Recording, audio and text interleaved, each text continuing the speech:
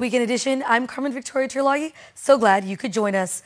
Well, Guam still doesn't have a full-time medical examiner to investigate suspicious or unusual deaths. The Attorney General says there's only been 2 applicants since they began the search to replace longtime Chief Medical Examiner Dr. Aurelio Espinola, who finally retired last month after multiple extensions. Nestor Lecanto reports. There's no longer a full-time doctor to perform autopsies, and AG Levin Camacho admits finding a replacement hasn't been easy. Guam is joining up with a CNMI in the search because Dr. Espinola was also on contract as their CME. Camacho says salary has been a major issue. There's just not a lot of CMEs across the nation. I believe there's like 700. So my understanding too, in terms of pay, whether it's going to be competitive, our pay is set by statute between $200,000 up to $250,000. I've been informed that a CME with 5 years of experience could earn $300,000 off island. So we really have to look at what type, maybe going to the legislature, getting some approval to increase that amount.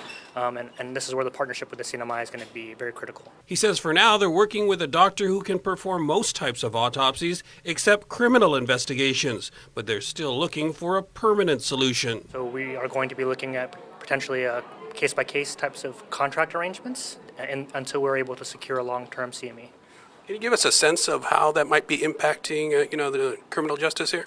So right now we have someone who can perform anything other than homicide types of investigations, and again, we're going to be looking at how we can enter into contracts to provide forensic services for those cases that are homicides, and we need that testimony at trial. Camacho can't say when they expect to hire a permanent medical examiner, so for now, the search goes on. For Guam's News Network, I'm Nestor Lecanto. And since the passing of the homegrown cultivation bill, the number of patients registered for medicinal marijuana has reached a record high. But still, no one has applied to build the lab needed to test the product. Here's more.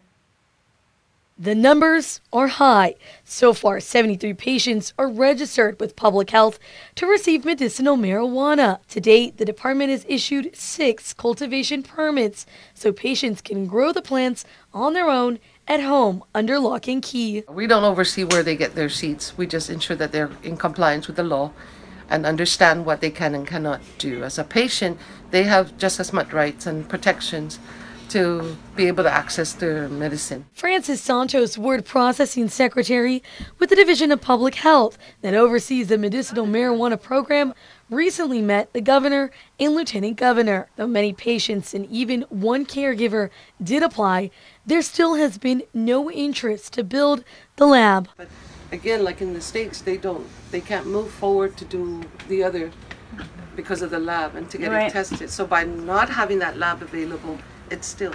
And what we're saying is, let's get those labs to go open on Guam. Governor Lulian Guerrero expressed enthusiasm to get the lab up and running.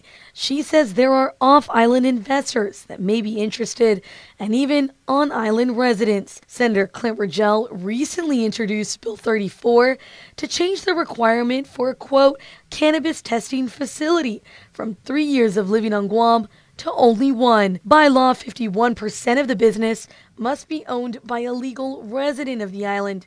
Projected to cost $1 million to build, Santos says this project is necessary for a dispensary before officials expand the program to adult use. So we can get a lab. We can't move anywhere, recreational or medicinally. The testing capabilities to identify your typical modes, fungus, the types of pesticides, fertilizers, as well as if they're able to identify the strains so they know what they're growing. Our job is not to set up the lab. You are Our a job is to regulator. regulate it.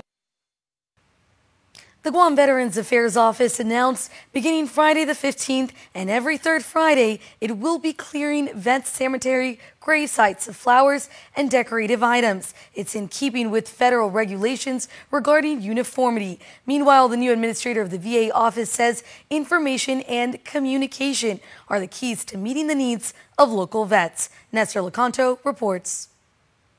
Fred Berdalia was a veteran himself and a former chief of police. He says one of the most important missions of the VA office is to maintain and update the Veterans Registry for tracking and outreach. Once that we use that metadata analysis and looking at that, it makes a strong case for Guam when it comes down to our piece of the pie of federal funding. With all the type of data that's available and making a strong case, that gives us leverage when it comes down to getting Guam's fair share of assistance that's needed for our veterans that are living here on our island. Guam is well known through the years as having the highest per capita military enlistments in the country, but we are also one of the most distant jurisdictions, which adds to the difficulty in providing services. The challenge is, of course, is sitting down with the veteran and then communicating with federal officials, through how their application is submitted, and trying to understand where's the shortfalls on that, what led to that letter of rejection, or why the delays. Berdalia says the purpose of the VA is to help vets with counseling,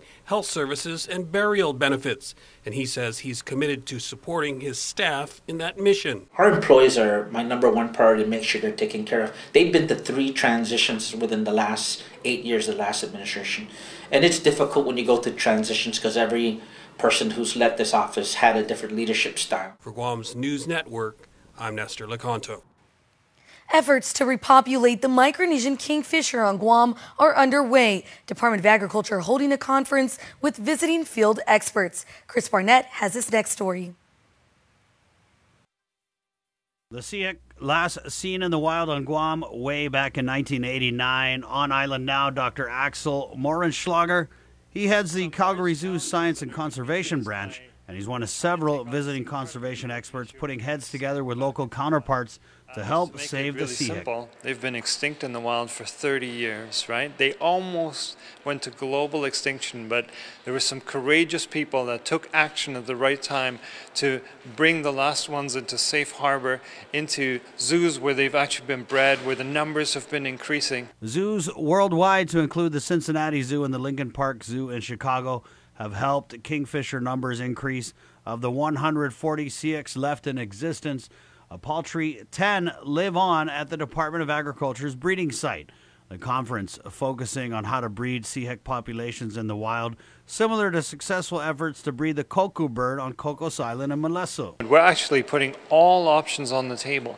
In fact, the very first step is to say, what is it that we really want? What is it that we want? Is it all just about that we want the species to do well? Or is it that we want things for the ecosystem? Is it something that we want for the cultural connections? And then we take all of those things into account to say, all right, what are the different options that we have in terms of place, in terms of technique, in terms of the kind of engagement with people that we would have to bring success about in whatever way we care for the most. Up in the air right now, how to bring bred in captivity Seahawks to Guam, since an agreement to fly the birds in on a local airline have fell through. Also at issue, where to put the Seahawks. Guam and Kosarai have been discussed as options. The decision makers are also considering factors like the brown tree snake and human impacts to the environment, keeping in mind a controlled environment is hard to come by in the wild. When we weigh the different options, we need to take all those things into account. How can we basically maximize the conditions that are positive, and how can we minimize those things that are negative, right? And how can we be smart over time? How can we try something in a certain place, learn from it, adjust, and then be courageous and take further actions? For Guam's News Network, Chris Barnett reports. Guam should grow and sell their own livestock. Putting local meat on your dinner table is one idea Chelsea Munya-Brett, the acting director of the Guam Department of Agriculture, wants to bring to fruition. Speaking to Rotarians after nearly a month in office, she sees potential in her department. The way Chelsea Munya-Brett sees her position as the head of the Department of Agriculture isn't political.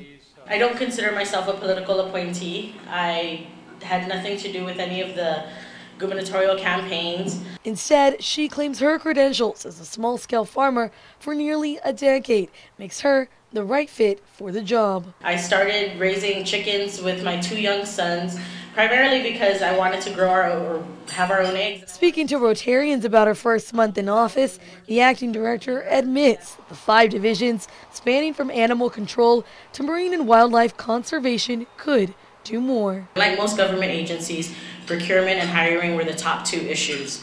But more so than that, I saw that there was a lot of our mandates that we weren't fulfilling. In line with the governor's platform, Munya Brett's focus is on producing meat here on island. I've met with a couple of livestock farmers already, and I think that absolutely has growth potential. I don't know if it's, well, I do know. I don't think that in the first few years we're going to see anything where we're exporting meat anywhere. But what we can do is develop that industry enough to where we're providing meat locally. Thinking mobile slaughterhouses as one solution to a major concern. I know for a long time we've been told that we can't do livestock or meat processing here because we need a USDA regulator on site.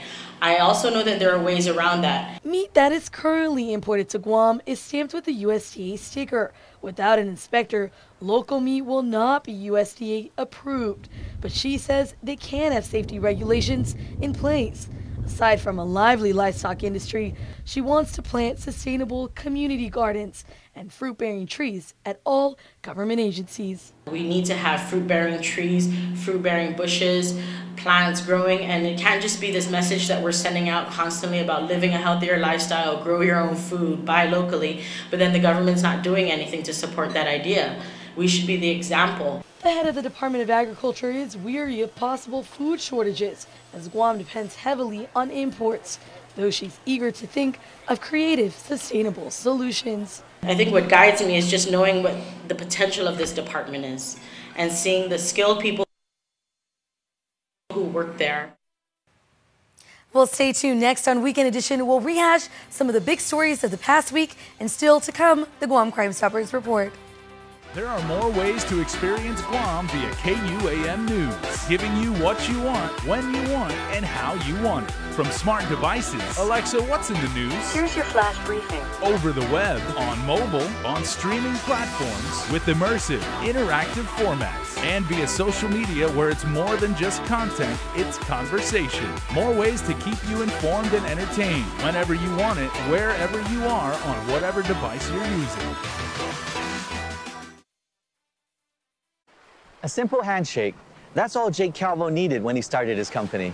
Today, 80 years later, we like to say thank you to all of you who have taken our hand in trust.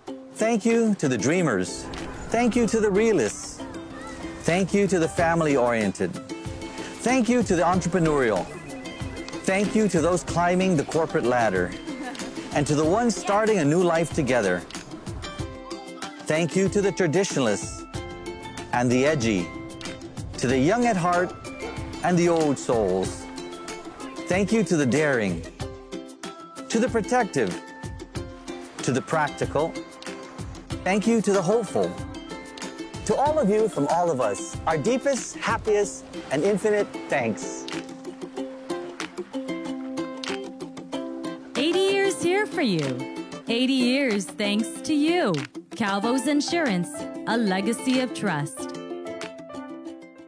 The Ram 1500, unrelenting capability, groundbreaking style, uncompromising luxury, 2019 Motor Trend Truck of the Year. Right now, during Ram Truck Month at Cars Plus in Mighty, save up to $10,500 on new Ram 1500 Crew Cab or the new 2019 Ram 1500 Regular Cab. Only $208 per paycheck. Financing as low as 1.99% is available for those who qualify. Come see for yourself. It's Ram Truck Month at Cars Plus in Mighty. Cars Plus, driven by you. Welcome back. Well, many headlines covered this week caught your eye either on Facebook, Twitter, and Instagram. Now it's time to take a look at what you had to say. Asha? Hey everyone, I'm Asha Robles, and here's what happened this week on Trend Spotting.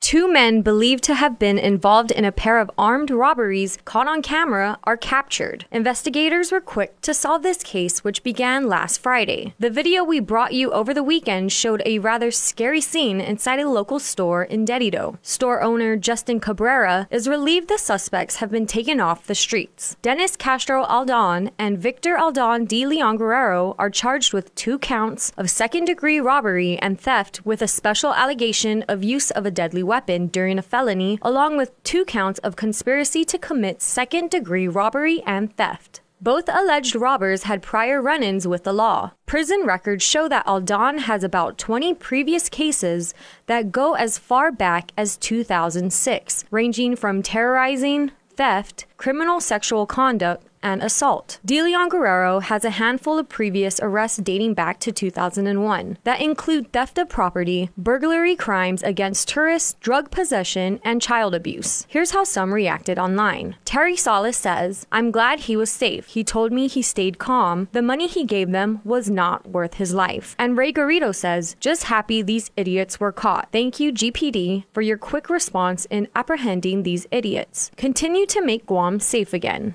A call for help to police leads to a large marijuana bust Wednesday afternoon. Two men are accused of forcing their way into a Barragata Heights home and attacking the homeowner. Arthur Chan and Quincy Taitano are each charged with home invasion, burglary, third-degree robbery, 2 counts of assault, and criminal trespass. Court documents state the suspect showed up to the victim's front door wanting to talk. That's when they allegedly pushed in the door to get inside. The suspects are accused of punching the victim multiple times. The victim eventually got away and ran to a neighbor's home to call for help. It wasn't long, however, before authorities caught the pair. Though court documents don't mention any reports of drugs found during the traffic stop, a photo going around on social media shows that marijuana found in mason jars is apparently connected to the arrest. Police did say the men also faced drug charges. The fine resulted in the Mandana Drug Task Force executing a search warrant at a Barragata home. Investigators found more than 30 mature marijuana plants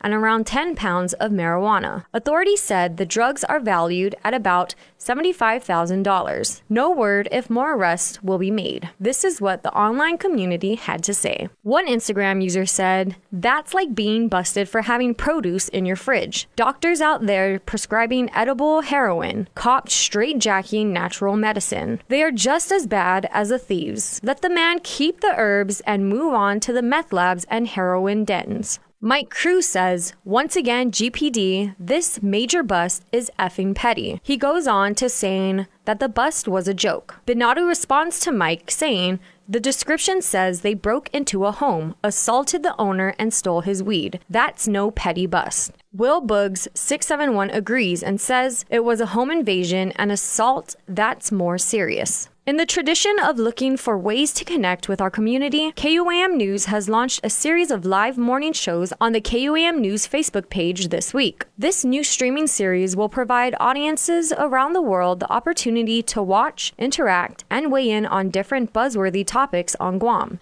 Starting lineup will be live every weekday at 9 a.m. with a different theme every day. Mondays, take a glimpse into morning meetings with the KUAM News team with Monday Meeting. Tuesdays, join the group chat with Chris Barnett. Wednesdays, it's crime time with the island's law enforcers. Thursdays, get the latest sports info with Dave Delgado in the zone. Fridays, join the workout and wellness session on Fit AF, fitness and fun. Starting lineup will be archived after each airing and will be available on the KUAM News Facebook and YouTube pages.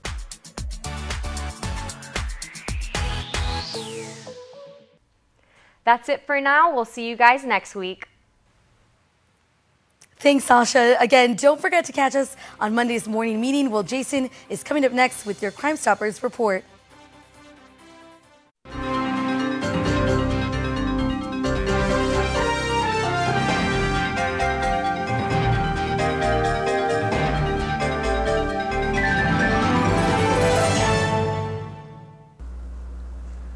Advances in technique and medications used to prevent dental pain have shattered the myth that a dental visit is something to fear. Even the dreaded root canal or wisdom tooth extraction. Swabbing or spraying a topical numbing agent on before the injection and using different techniques and anesthetics can create a relatively comfortable or pain-free injection.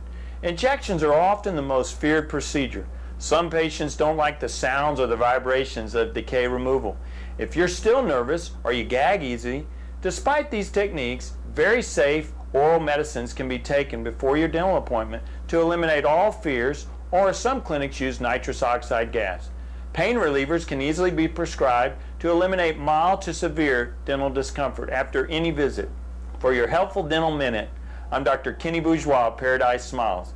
We shall never know all the good that a simple smile can do.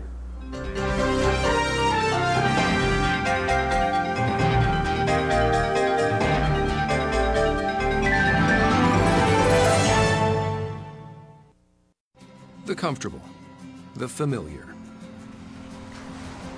Neither one of these will ever give you a new perspective on things or make your heart skip a beat.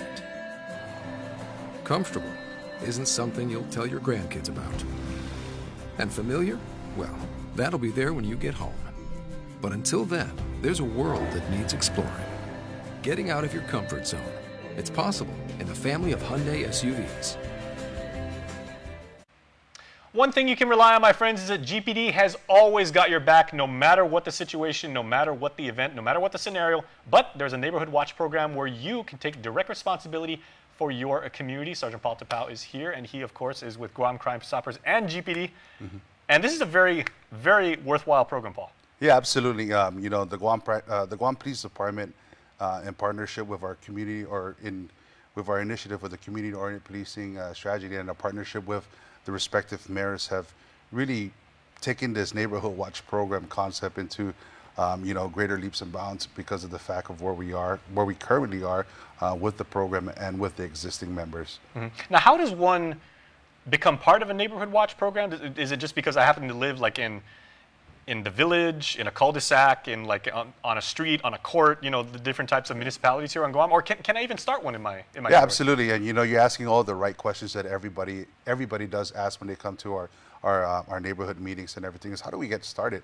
You know, I live in this small area and everything, but it really starts with one house, wanting to bring change and wanting to be a part of something great, and also wanting to make a difference. And from that one house, really, we ask you, the real concept of a Neighborhood Watch program is the four-corner approach. The house in front, the house behind, and the houses to the side. Reaching out to your neighbors, reacquainting yourself with the neighbors. One of the things that we've look out for the man beside you. Yeah, absolutely.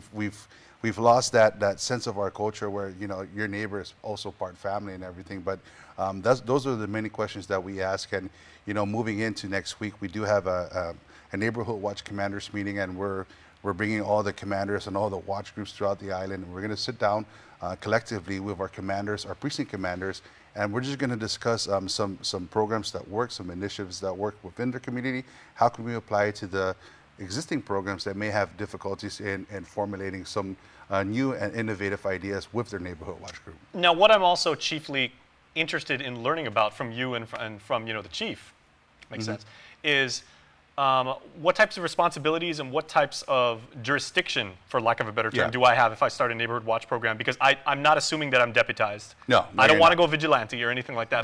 But what can I do? So the beautiful thing about the Neighborhood Watch program, it really is us empowering the community to take an active stance against crime, and we're seeing it. We're seeing a lot of the great, you know, the positive that comes out from a Neighborhood Watch, providing information to the Simon Sanchez school break-in. You know, that was pretty much within the community. But we stress that we keep it community-centric. You're not going to be deputized. What you're doing is you're forming that relationship with the community and the Guam Police Department. And all it really is just empowering you how to look, listen, and report. Giving us information with suspicious activities or you know, imminent crimes that are happening right in front of you. And you know, we give them avenues in how to report crime, whether calling 911 or our dispatchers, or understanding that this is the precinct, this is the number to the precinct, or providing that information to the Guam Crime Stoppers. Okay, well, what do we got for this week's Crime of the Week? This week is I want to say it's a burglary, but really it's a theft that happened at a home that's being constructed up in Turner Road in Nimitz Hill. Oh, that's terrible. Absolutely. Okay, well, here's what you can find out to help the good people in the central part of the island.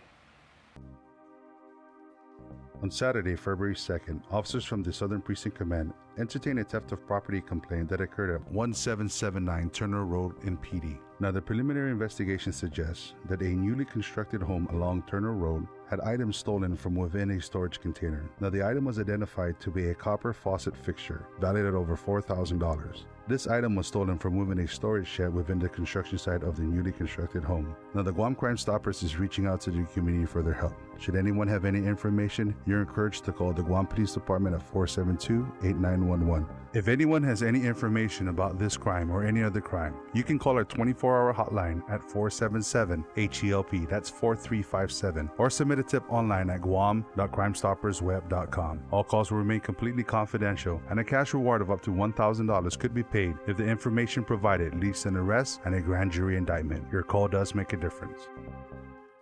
All right, finally, Sarge, if people want more information about the Neighborhood Watch program, because when we were young, you know, you and I are the same age, people would have stickers on their house that would say, I am a Neighborhood Watch participant, or this is a Neighborhood Watch house. How can they do that, and how can they find out more information? Reach out to your respective mayors. You know, we are engaged. So the mayors, not yes. the Koban, not the No, reach local out to precinct. your mayors. Okay. Your mayors will, you know, reach out to our office, or if you want, you can call our office.